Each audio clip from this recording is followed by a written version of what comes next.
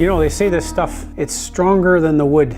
I sure hope it is, because by the time I'm done, there's going to be about 2,000 feet of glue in this boat.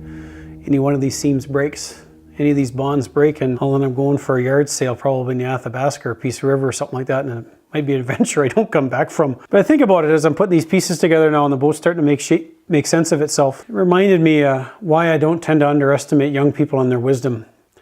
My daughter said to me when she was about 16, after a long conversation about everything and nothing, she said, "Dad, if there's one thing I can say about you, it's that there's no doubt in my mind you love Mom." I thought, well, I'm glad you're paying attention. Years later, I met a young man after giving a talk on Matthew 5 and Matthew 19, which, of course, if anyone knows Matthew's Gospels, that's the conversation about adultery, infidelity, and divorce. In the words of Jesus Christ himself, that's not generally a pleasant conversation with anybody today. Never has been. At the end of the conversation, he came up to me, and I'm used to people coming up to me and challenging me. You're not sensitive to this, you're not sensitive to that. You don't know. That's not what he said. He said quite the opposite. Same reason my daughter had said, "I know why you love Mom." In her circle of friends, you know, her circle of influence, she got a little unseated like a lot of young people do. As the families of her friends and distant friends and people she knows start to come apart. This young man said something that stuck to me. He said, "I wish you'd taught this stuff to my dad." He's holding this beautiful girl in his arms next to him. Every ounce of the husband in me stopped that day. The things I take for granted. The father who loved his wife, all my uncles who loved their wives, all the great influence in my life, the things I just assume are normal. This young man doesn't have, and it hurts. It hurts to see that in the men I love. I can't count the number of my brothers who lost their families, who know what it means to be estranged from their sons and their daughters and how that hurts them. That's what divorce looks like. I wish I'd had a better answer for him. I didn't. I just sat there and listened to him talk about the family he'd come from and the one he dreamt of. And images of some of my best friends came to mind, the kind of men I've journeyed with in their darkest hours, people who lived through this thing called divorce. And what they all have in common is they wouldn't wish this on their worst enemy.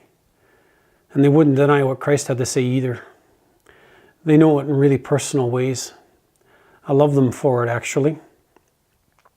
But it made me think about the whole gospel, actually. You read Matthew, then I think about my daughter again, the brilliant teacher she's had in her life. I love teachers. I'm married to one. Matthew's gospel is spectacular.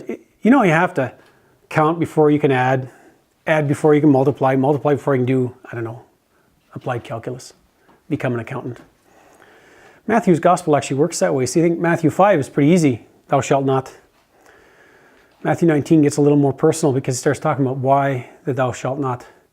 The hardness of your hearts, right? The reason Moses allowed for these things, because powerful people had a habit of making and interpreting laws to suit themselves and not those they were supposed to serve. When I say to someone, "I love you," on some level what I'm saying is, like him, I'll go to the cross for you too. You have to give a talk like something on Matthew 5 and Matthew 19. I always get that one person who comes along and says, "The church needs to change its teaching." I said, this isn't the church's teaching. This is what Jesus said. If you want evidence of that, if our ancestors had wanted to be like Moses, they'd have just perpetuated the same teaching that had been handed on to them. Oh, you can issue a certificate to suit your own desires because, you know, you've changed your mind or whatever the reason is. Jesus said these things.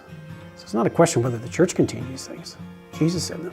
The church changes these things, and the church is no longer the church. It's that simple. But then the summit of the gospel is a spectacular moment.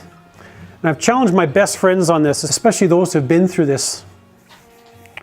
Jesus says in Matthew 25, "Truly I tell you, just as you did it to one of the least of these who are members of my family, you did it to me." You did it to me, he says. That's a whole lot deeper than the golden rule. You know, the golden rule is the stuff of grade school students. That is not the battle cry of every social justice warrior that ever walked the planet or placard-waving rights advocate. That's the hymn that comes out of every man who says, "I want to be a husband." The first time he says, "I do." Every moment thereafter when he says, "I will," with every waking breath. It's the stuff that keeps him up at night when he's listening to the calm and beautiful breath of the woman he calls his wife. That's the same chorus that'll go through his heart the day she gives him a child, if he's blessed with one, holds her in her arms, his arms rather, and says, I'm not God, but God has come very close to me. That's the stuff that bonds him to the one he worships and those he worships with. And if you think for a second, it doesn't apply to the woman you love, the woman who lives in the bed next to you, or the woman who did. I said that to my friends, especially those who live through divorce. You're wrong. You missed the point. That's a spectacular way to see the world. So ever you do to the least of my own, that you've done unto me. Amen.